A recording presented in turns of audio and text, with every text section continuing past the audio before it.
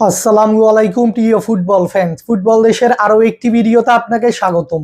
দুদিন আগেই শেষ হয়েছে ফিফা বিশ্বকাপের 23তম আসর, যেখানে এবারের ফিফা বিশ্বকাপের ফাইনাল ম্যাচে আর্জেন্টিনাকে 1-0 গোলের ব্যবধানে পরাজিত করে দীর্ঘ 16 বছর পর আবারও বিশ্বকাপের শিরোপা জয় করেছে স্পেন।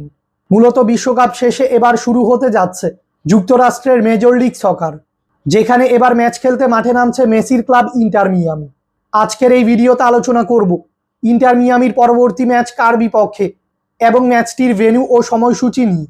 তাই মূল ভিডিওটি শুরু করার আগে আমাদের চ্যানেলে প্রথমবার এসে থাকলে চ্যানেলটি সাবস্ক্রাইব করে আমাদের সাথেই থাকবেন।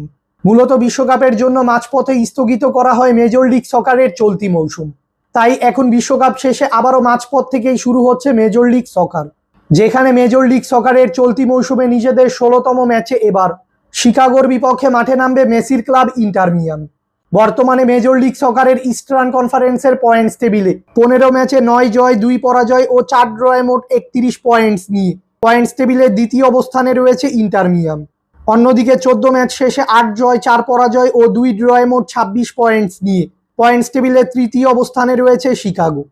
তাই পয়েন্টস টেবিলের তুলনায় ইন্টার মিয়ামির থেকে এক ধাপ পিছিয়ে রয়েছে শিকাগো। ইন্টার মিয়ামি ও শিকাগো এখন পর্যন্ত সকল ধরনের প্রতিযোগিতা মিলিয়ে মুখোমুখি হয়েছে সর্বমোট 10 বার, যেখানে ইন্টার মিয়ামি জয় পেয়েছে মোট 3টি ম্যাচে, বিপরীতে শিকাগো জয় পেয়েছে মোট 5টি ম্যাচে এবং বাকি 2টি ম্যাচ ড্র হয়েছে।